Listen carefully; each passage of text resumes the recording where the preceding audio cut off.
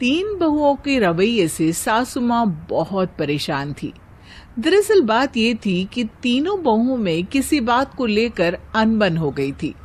तब से ही तीनों एक दूसरे से मुंह फुलाए रहती थी। ना कोई सीधे मुंह किसी से बात करती, ना किसी का कहना मानती।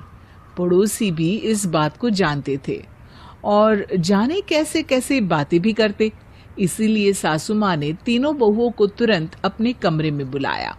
मैं कई दिनों से देख रही हूँ, तुम तीनों अलग अलग सारे काम कर रही हो। ये सब नहीं चलेगा, तीनों को मिलकर ही काम करना पड़ेगा। सास की बात सुनकर एकदम से बड़ी बहू बोल उठती है। नहीं मम्मी जी, मैं इन दोनों के साथ कुछ नहीं कर सकती। मैं इस घर की बड़ी बहू हूँ, फिर भी ये मेरा कहना बिल्कुल भी नहीं मानती। अरे जेठानी जी, जानबूझकर मुझे डबल काम करवाती है आप, और छोटी मुझसे टेढ़े मुंह ही बात करती है।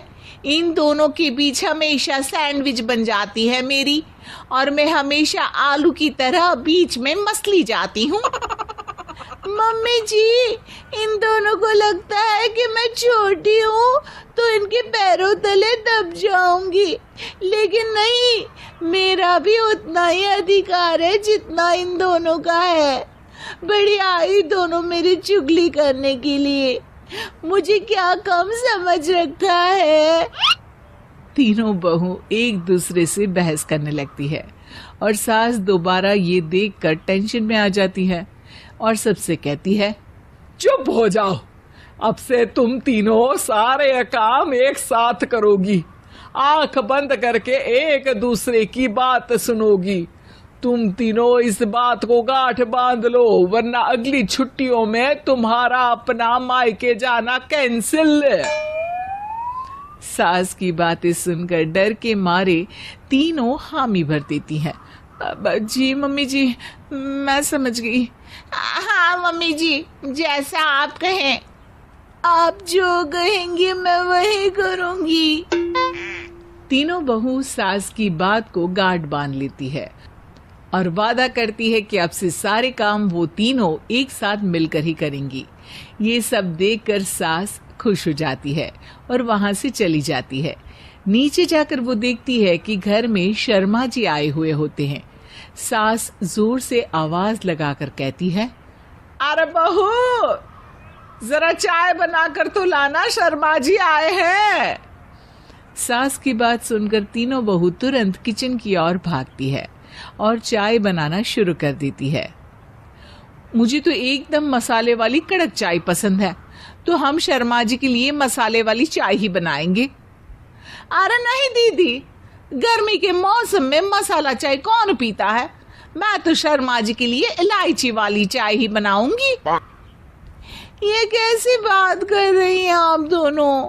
मेरी मम्मी ने सिखाया है कि मेहमान को ज्यादा दूध और शक्कर वाली चाय देनी चाहिए, वरना वो घर वालों को कंजूस समझते हैं। तो मैं तो शर्मा जी को ऐसी ही चाय दूंगी।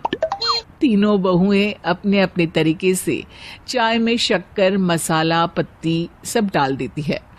उबलने के बाद तीनों मिलकर चाय बाहर लेकर जाती है और शर्मा जी और सासू माँ को देती हैं। चाय पीने के बाद शर्मा जी सासू माँ को देखकर शर्मा जाते हैं और शर्मिंदा महसूस करते हैं कि आखिर उन्होंने चाय पीने के लिए हामी क्यों भरी। सासू माँ भी चाय पीना शुरू करती है और कहती हैं, अरे बहू, ये कैसी चाय बनाई है? चाय है या मीठे दूध की बासुंदी? हाँ, चाय अच्छी नहीं लगी क्या? कोई बात नहीं, हम पराठा बनाकर लाते हैं। चलो चलो अंदर। हाँ हाँ चलो। हाँ आती हूँ मैं भी। नहीं नहीं, मेरा पेट चाय ने ही चौपट कर दिया, वही काफी है। पराठे से पोपट नहीं करवाना, मैं तो चलता हूँ। शर्मा जी चुपचाप पतली गली से निकल जाते हैं। अगले दिन सास बहुओं से कहती है, अरे बहू, जाओ जाके ऊपर के गेस्ट हाउस की सफाई कर दो। कल हमारे यहाँ मेरे दूर के रिश्तेदार आने वाले हैं, तो पूरे कमरे को चमका देना, समझी? तीनों बहू सास की बात को मानकर ऊपर सफाई करने चली जाती हैं और तीनों कमरे की सफाई चालू कर देती है। बड़ी बहू मकड़ी के जाले साफ करती है तो बीच वाली झाड़ू लगाना और छोटी वाली सर्फ डालकर जमीन धोना शुरू कर देती है। अरे दीदी जिठानी जी, अभी मैंने पूरी फर्श धोई और आप फिर से धूल नीचे गिरा रही हैं। और मछली जिठानी जी, आप बिना झाड़ू की धूल यहाँ छटक रही हैं। अरे तीनों को साफ करना है, एक साथ सफाई करते हैं ना। अरे वही तो, हम साथ साथ हैं, घर साफ साफ है। तीनों बहू ऐसे ही काम में उलझ जाती है और 2 घंटे तक एक ही कमरे की सफाई करती रहती है। बहुत देर से अपनी बहुओं को ना देखने के कारण सास ऊपर कमरे में उन्हें देखने जाती है, लेकिन कमरे में घुसती ही वो गीली फर्श पर फिसलने के कारण नीचे गिर जाती है। ओरी मोरी मैया, हड्डी मरोड़ के रख दी। आए मेरी तो कमर ही टूट गई रे। तीनों बहुएं सास को उठाती हैं और बिस्तर पर सुला देती है। अरे मेरे हाथ पैर दर्द कर रहे हैं, दबा दो, आराम मिलेगा। हाँ जी माँ जी। अरे जी माँ जी माँ जी। और तीनों बहुएं एक साथ सास के हाथ को दबाना शुरू कर देती है। माँ की तो चीख ही निकल जाती है और नतीजा ये होता है कि सास के बचे हुए शरीर में भी दर्द उठ जाता है। हाय राम, ये क्या कर दिया तुम तीनों ने। अरे मेरी तो किस्मत ही फूटी है कि तुम जैसी बहुएं मुझे मिली। हे भगवान, पूरे शरीर में दर्द बढ़ गया है। अब तो पता नहीं कि चल भी पाऊंगी या नहीं। माफ करो, मुझे गलती हो गई मुझसे कि तुम तीनों को एक साथ काम करने के लिए बोला। सोचा था तीनों मिलके अच्छे से काम करेगी, लेकिन बड़े बुजुर्ग सही कहते थे कि 3 तिगाड़ा काम बिगाड़ा। तुम लोगों ने ये बात ना आज साबित करके दिखा दी। तुम तीनों को तो समझाना यानी मानो भैंस के आगे बीन बजाना है।